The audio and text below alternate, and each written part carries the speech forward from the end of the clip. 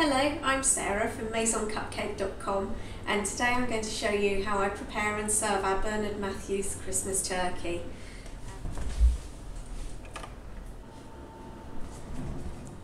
I've cooked our family Christmas dinner every year for 15 years. It's usually for 4 people, but we like to cook big and have lots of leftovers for the next couple of days when all our relatives are visiting. Once defrosted, your Bernard Matthews turkey is ready to roast as it is, but I'm going to show you how I like to do mine for Christmas. To prepare our turkey, we've defrosted it in good time, taken it out of the fridge first thing on Christmas morning. I set the giblets aside and put 2 onions and an unwaxed lemon inside the cavity. On the top I crisscross slices of back bacon.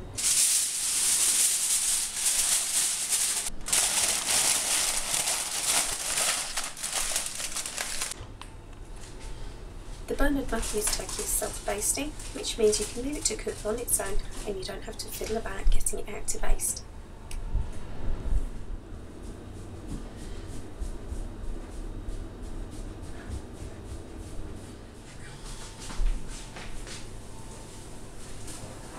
Oh, steamed up.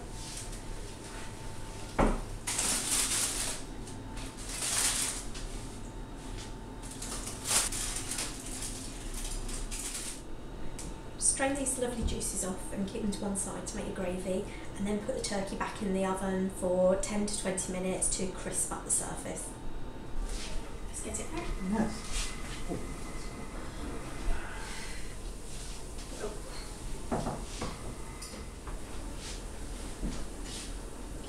Just some forks. Hold that steady. With the turkey covered in foil, while the oven's still nice and hot, you can now roast your potatoes.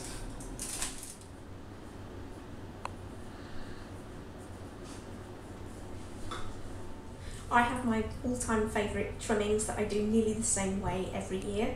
These would be crispy roast potatoes, sprouts with chestnuts and bacon, parsnips with date and maple. I do my chipolatas rolled up with prunes and bacon. I do my own stuffing with sage and onion, and I put it in balls rather than inside the cavity of the turkey.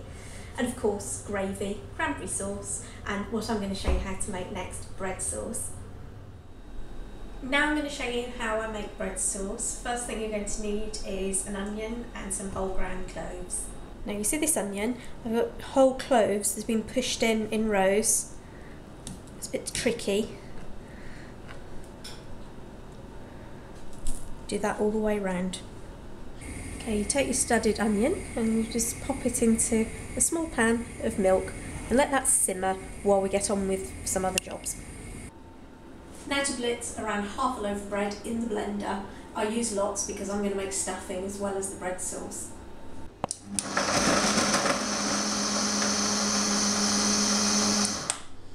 So when the milk has had a nice simmer, use a slotted spoon to get the onion out. Let's add a sprinkle of nutmeg to the milk, and then we add our breadcrumbs and let these soak in. Add the breadcrumbs until you have the consistency of thick porridge. And finally, if you want, you can stir in a knob of butter and let that melt. Turn off the heat and leave on one side until you're ready to serve. This is where I hand over to my husband, who likes to do his stint on caveman duty. Now it's cooked, the Bernard Matthews turkey smells great and it carves really well, and it's the perfect match for my bread sauce. There's a good mix of white and brown meat. My husband always likes to have one of the legs. And everything has now come together. We've got all of our trimmings ready. I'm going to spoon some of the bread sauce on top of the turkey.